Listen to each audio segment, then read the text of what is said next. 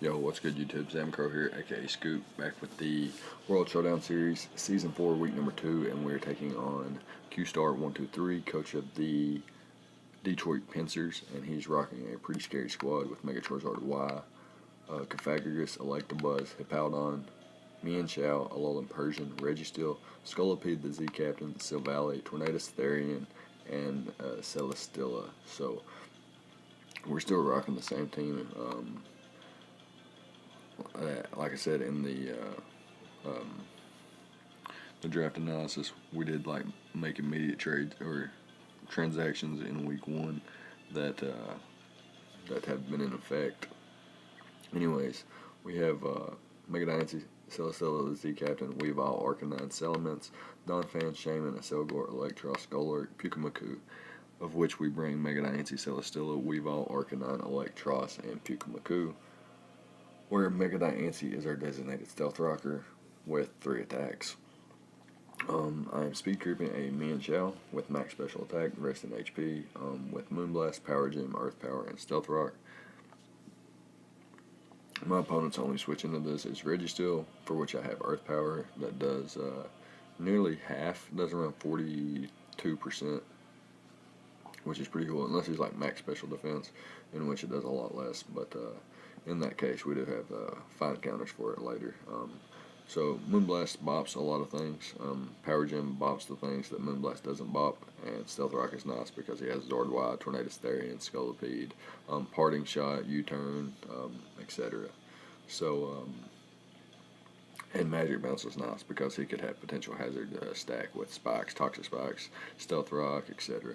So next up we got Celesteela, which is our designated counter for the basically Scolipede and the Tornadus Therian with Air Slash, Flamethrower, Lead Seed, and Protect, just to wear them down, have enough special defense investment and defense investment to check both of them pretty comfortably. With Leftovers and Lead Seed, I gain like a lot of recovery back. Air Slash does a decent amount to things like Charizard and Pyuk, and Oko's the Scolipede, which is nice. And in this match in particular, it can do well against Registeel, Tornadus Therian, and Scolipede as well, so that's pretty nice. Because Scolipede's very threatening to me. I've had bad experiences with that thing, Speed Pass, or just like a SD 3 attack set. Just very, very threatening to me. Next up, we got Weavile with the Muscle Band. Knock off Icicle Crash, Dual Stab, hits his team pretty hard with Ice Shard and Swords Dance to finish. So after Rocks, Icicle Crash does knock out the Zard Y, and a Muscle Banded Swords Dance boosted knockoff does too after Rocks. So that's pretty nice. So like with Mega Diancie and Weavile, Alolan Persian is super duper pressured. And after Swords Dance, Icicle Crash is doing a lot to Alolan Persian, and like the best it can do back is like Parting Shot or Foul Play, which is not like that great. But since I am a Dark type, like it'll do a lot, but it won't kill me. In a sense that it bothers him in the sense that I'm going to be able to get 2 Icicle Crashes off.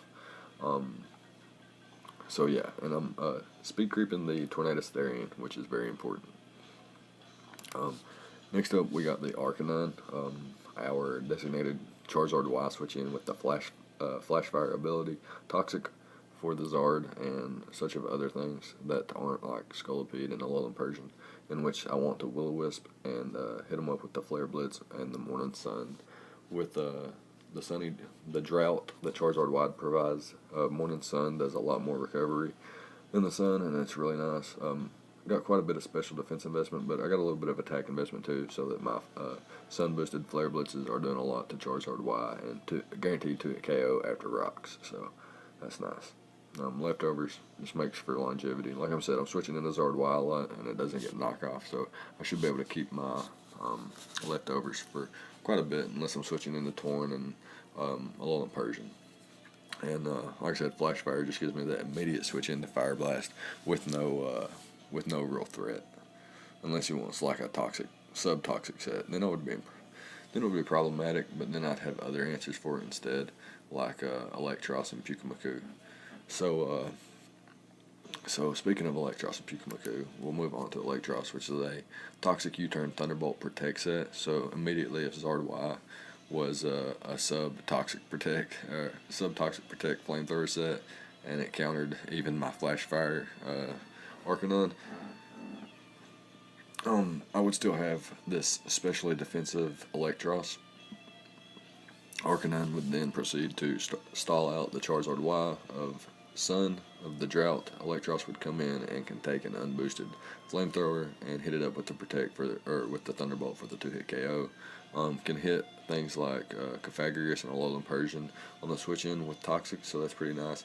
I got the U-turn on there because he did have a ground type that he chose not to bring, which is problematic because if I brought Volt Switch, I would have just been able to spam that in the entire match. Every time I come in, just click Volt Switch, and that would have been really nice. Toxic and Protect really just help wear down things.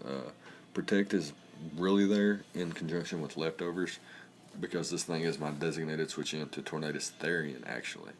But like I said, if I have to switch roles, I can switch roles for that and let this thing come in on the Zard and let Arcanine come in on the Tornadus Therian, as well as having a very, very specially defensive Pyuk that can come in on Tornadus Therian and Zard Y as well, with Soak, Toxic, Recover, and Baton Pass. This thing's pretty cool here, with mixed defenses and Leftovers, and the Unaware ability is just very hard to break down.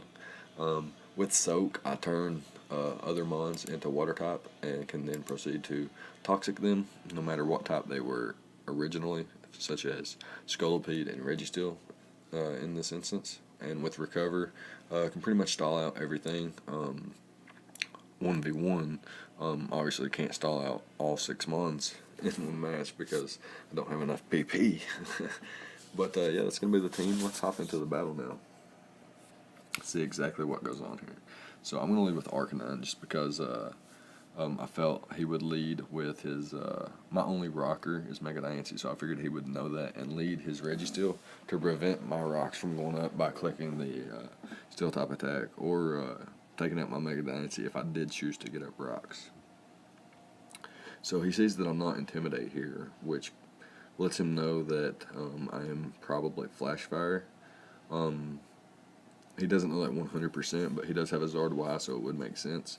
And Justified doesn't really make sense against his team. So,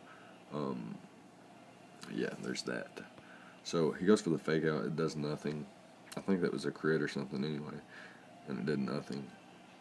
He's going to switch out to a Tornadus, and here's where, like I said, throwing off a Toxic is really nice on this Torn. I can switch into my Electros. He misses a Hurricane. That would have did probably 1 or 2%. Not really, it would have did a little bit more than that, but you see what I'm saying. Just U-turn out, knowing he's going to switch out here, and now I got him conditioned. He's tired of me getting every 50-50 right, so he's going to stay in here, and he's going to throw off a Toxic to catch my Arcanine, knowing he could live at least 1 Flare Blitz, unless I was like Adamant Choice Band or something. I'm going to be able to 2-hit KO him, though, and I already got something out of the way where it looks like Mega Diancie just goes ham now. Mega Diancie does just go ham now. He goes into his Mega Charizard Y and goes for the Dragon Dance, so pretty cool prep on his part with the Dragon Dance, knowing that it was the better way to win this week. But I have the Unaware Pyuk here. He is Toxic. I can recover and not really fear anything. He goes straight out to the Torn, and here I don't really fear anything, but I can just switch out to Electros, and he switches out to this thing, Scolipede.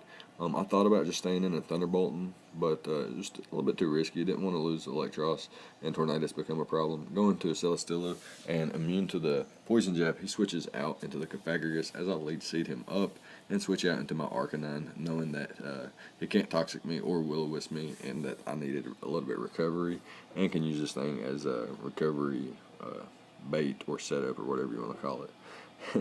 He does get rid of my Leftovers. As I said, his team didn't look knockoff friendly, and I didn't expect them to be. They were indeed knocked off. So he brings the Torn back in. I'm not afraid of this thing. And Spikes don't hurt, or Toxic Spikes don't hurt Celesteela or Electros, so I'm not too concerned because my defensive core is still in really, really solid intact. So he's going to Parting Shot out here. Lets me know that I can just U-turn, not fear much. and didn't want to be set up fodder. Perhaps this thing was Calm Mind or Trick Room Nasty Plot or something. I would have been set up fodder with the secondary effects of Parting Shot. So he's going to switch out here as I go for Stealth Rocks, knowing he couldn't really do much to me, and I needed my rocks up for the Tauren, the Zard Y, the Scolipede. All these switches that are going unpunished need to be punished. And I switch out to my Celesteela as he brings in the Alolan Persian. He Parting Shots out as I go ahead and just throw up my lead seed again, and Gafagris isn't too big of a threat. I can just go for the Air Slash here. He goes for the Toxic, predicting me to switch out. Not quite sure what he expected me to switch into. Perhaps the Pyuk.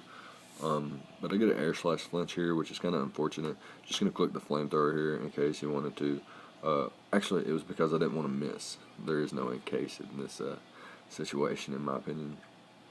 Here I go straight out to my Arcanine. He can't really do much to me, and if he tries to set up again, then Pyuk just comes in. And I knew he wasn't going for Earthquake because I had a Celesteela in there, so I figured maybe Fire Blast or Flare Blitz, whatever his fire type may be. So now the toxic damage is finally going to get the knockout on him there. Pyuk coming through. Now, like I said, Electros is my guaranteed switch into Tornadus Therian every time. He goes for the Hurricane, misses, and I can just click Thunderbolt here. No real reason not to.